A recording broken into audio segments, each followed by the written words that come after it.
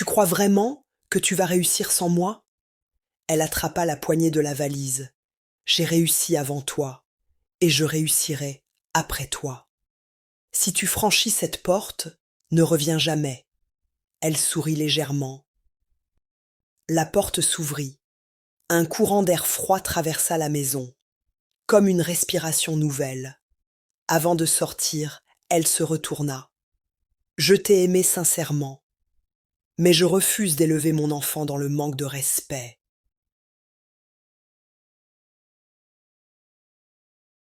Le soleil se levait lentement sur Abidjan. La ville vibrait déjà. Les klaxons lointains se mêlaient aux appels des vendeurs ambulants. L'air chaud montait du bitume, chargé de promesses et de fatigue. La capitale économique s'éveillait. Ce jour-là, le palais des expositions d'Abidjan brillait de 1000 lumières, banderoles suspendues, écrans lumineux, ambitions qui se croisent.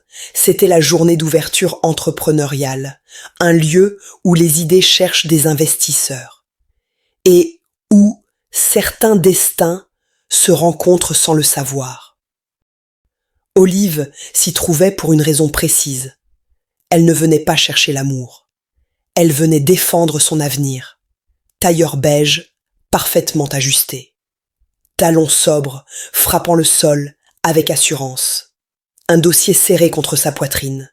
Elle représentait Acabia Immobilier, une entreprise qu'elle n'avait pas héritée, une entreprise qu'elle avait construite, avec patience, discipline, nuit sans sommeil, et une ambition silencieuse.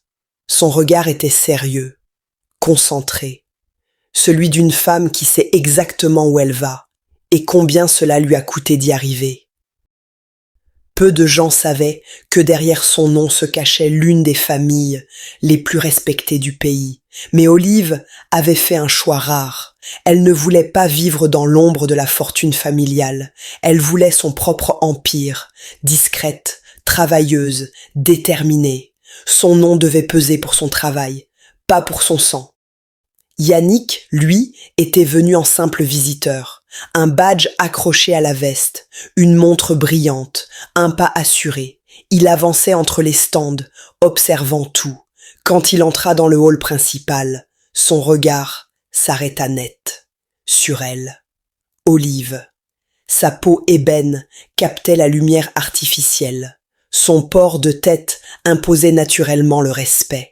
Cette élégance que possèdent les femmes qui n'ont rien à prouver. Yannick resta figé quelques secondes. Il ne voyait plus les écrans, ni les maquettes, ni les investisseurs. Il la regardait. Elle, il s'approcha, pas brusquement, pas avec arrogance, avec cette assurance maîtrisée des hommes habitués à convaincre. « Vous êtes la responsable de ce projet ?» Olive leva les yeux. Un court silence. Deux regards qui se mesurent. Oui, nous présentons un nouveau programme résidentiel. Professionnel, direct. Yannick sourit. Impressionnant. Très peu de femmes tiennent ce niveau ici. Un léger froncement de sourcils. Compliment ou jugement déguisé? Olive connaissait ce ton. Ils parlèrent immobilier, terrain, titre foncier, urbanisme. À sa surprise, Yannick maîtrisait le sujet. Les minutes passèrent, les regards changèrent. La réserve laissa place à la curiosité. Avant de se séparer, ils échangèrent leurs cartes de visite. Quelques jours plus tard, son téléphone vibra. Un message. « Bonjour Olive, j'aimerais beaucoup vous inviter à déjeuner. » Elle hésita, puis accepta. Le temps passa sans qu'il ne le remarque. Quelque chose s'était créé, une connexion subtile, presque dangereuse. Olive tomba doucement sous le charme de Yannick, son assurance, son regard, sa façon de parler de l'avenir. Elle ne voyait pas encore ce qu'il cachait derrière ses sourires. Car Yannick, lui, jouait déjà ses cartes. Au début, tout allait trop vite. Les messages arrivaient avant l'aube. « Tu es réveillé ? Tu penses à moi ? Je n'aime pas quand tu réponds tard. Olive souriait. Elle appelait ça de l'amour. Il riait fort, aimait vite, trop vite. Puis, les phrases changèrent. Pourquoi tu travailles autant? Un homme n'aime pas une femme absente. Puis vinrent les silences, les soupirs, les reproches déguisés. Tu as changé. Avant, tu étais plus douce. Un soir, la dispute éclata. Les voix montèrent, puis le silence. Il la fixa. Froid. Une femme doit savoir rester à sa place. Ce soir-là, quelque chose se brisa en Olive. Pas totalement, mais assez pour laisser une fissure. Pour la première fois, elle eut peur. Pas de lui, de ce qu'elle devenait. Et pendant que Yannick gagnait en autorité, Olive perdait sa lumière. Elle parlait moins, riait moins. L'amour n'était plus un refuge, c'était une cage silencieuse. Si cette histoire te parle, reste jusqu'à la fin, parce que certaines femmes ne se brisent pas, elles renaissent. Yannick jouait deux rôles. À l'extérieur, l'amant attentionné, le compagnon serviable, l'homme respecté. À l'intérieur, le mâle dominant, section autoritaire, froid. Ce qu'il avait oublié, c'est qu'en face de lui se trouvait Olive, une femme intrépide, libre, intelligente, une femme capable d'être douce, soumise même, lorsque le respect est réciproque, mais jamais brisée, malgré les tensions, malgré les silences lourds. Olive continua de le soutenir. Sa vision, ses investisseurs, ses partenaires. Grâce à elle, Waya Immobilier grandit, les contrats se multiplièrent, les chiffres explosèrent, la notoriété arriva. Yannick devint puissant, sa société prospérait, son ego aussi. Le changement ne fut pas brutal, il fut progressif, invisible, comme une pluie fine qui finit par traverser la peau.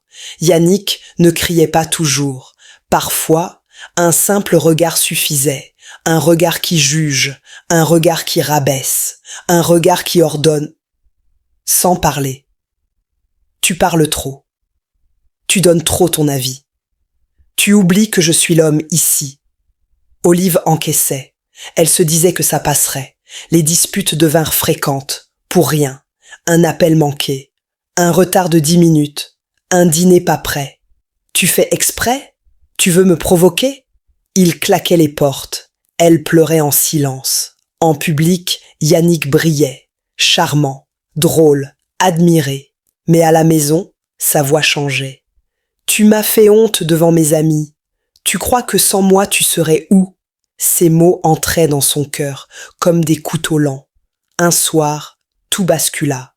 Lors d'un dîner entre amis, Olive parlait d'un projet immobilier. Avec passion, avec fierté. Yannick l'interrompit brutalement. Laisse, tu compliques toujours les choses. Silence, lourd, gênant. Il rit. Les autres aussi, par malaise. Olive, non. Dans la voiture, la tempête éclata. Pourquoi tu m'as humilié? Il freina brusquement. Tu oublies trop vite qui t'a mise là. Elle répondit. Je n'ai jamais eu besoin de toi pour réussir. Cette phrase mit le feu. Alors pourquoi tu es encore avec moi? Elle n'eut pas de réponse. Les semaines passèrent. L'amour n'était plus là. Seulement la peur, l'habitude, la fatigue. Olive se réveillait déjà épuisée, se couchait le cœur lourd, elle souriait dehors et s'effondrait dedans. Elle avait honte, honte d'avoir cru, honte d'avoir aimé, honte d'être tombée si fort. Elle n'en parlait à personne, ni à ses amis, ni à sa famille. Elle portait tout, seule. Un matin, devant le miroir, elle se regarda longtemps. Ses yeux avaient échangé. Plus d'éclat, plus de feu. Seulement une tristesse muette. Elle murmura. Ce n'est pas moi. Yannick, lui, se plaignait. Tu es devenue froide. Tu ne fais plus d'efforts. Tu ne sers plus à rien. Ces mots-là, ils restèrent, gravés. Ce jour-là, Olive comprit. Ce n'était plus de l'amour, c'était de la domination, un manque de respect total. Elle l'aimait encore. Oui, mais elle s'aimait davantage. Alors elle prit une décision, silencieuse, douloureuse, définitive. Olive, c'est choisi. La maison était étrangement calme, trop calme, aucun cri, aucune dispute, seulement le tic-tac de l'horloge et le souffle lourd d'une nuit sans sommeil. Olive était assise sur le bord du lit, une valise ouverte devant elle. Elle ne pleurait pas, elle ne tremblait plus. Elle pliait ses vêtements lentement, comme si chaque geste refermait un chapitre de sa vie. Dans le salon, Yannick faisait défiler son téléphone. Rires, messages, notifications. Il ne remarqua même pas qu'elle traversait le couloir. « Tu vas où comme ça ?» lança-t-il distraitement. Elle s'arrêta, respira profondément, puis le fixa droit dans les yeux. Une minute entière. Dans son regard, le dégoût, la rage, la trahison. « Je pars. » Il leva enfin la tête. Un sourire nerveux apparut. « Arrête ton cinéma, tu vas revenir comme d'habitude. » Elle posa la valise, calmement. « Yannick, tu n'as aucune idée de qui je suis, ni de ce dont je suis capable. Tu plaisantes ? Après tout ce que j'ai fait pour toi. » Son cœur battait fort, mais sa voix resta posée. « C'est l'hôpital qui se moque de la charité. C'est toi qui t'es servi de moi, de mes partenaires, de mes investisseurs. Et malgré tout ça, tu ne m'as jamais respecté. » Il éclata de rire. Un rire sec, froid. « Le respect ? Regarde où je t'ai amené. » Elle le fixa, puis dit doucement. « Tu ne m'as pas élevé, Yannick. Je me suis construite seule. Tu crois vraiment que tu vas réussir sans moi ? » Elle attrapa la poignée de la valise. « J'ai réussi avant toi, et je réussirai après toi. Si tu franchis cette porte, ne reviens jamais. » Elle sourit légèrement. La porte s'ouvrit. Un courant d'air froid traversa la maison, comme une respiration nouvelle. Avant de sortir, elle se retourna. « Je t'ai aimé sincèrement, mais je refuse d'élever mon enfant dans le manque de respect. » « De quoi tu parles ?» Elle hésita, une seconde, puis choisit le silence. Oui. Olive venait de découvrir qu'elle était enceinte.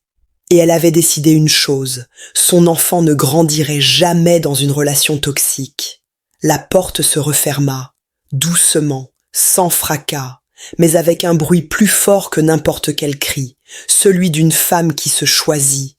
Dans la rue, la nuit était fraîche, ses jambes tremblaient, son cœur saignait, mais elle avançait, pas à pas, libre, derrière la porte close. Yannick resta immobile, convaincu qu'elle reviendrait. Il ne savait pas encore qu'elle emportait avec elle bien plus que des vêtements.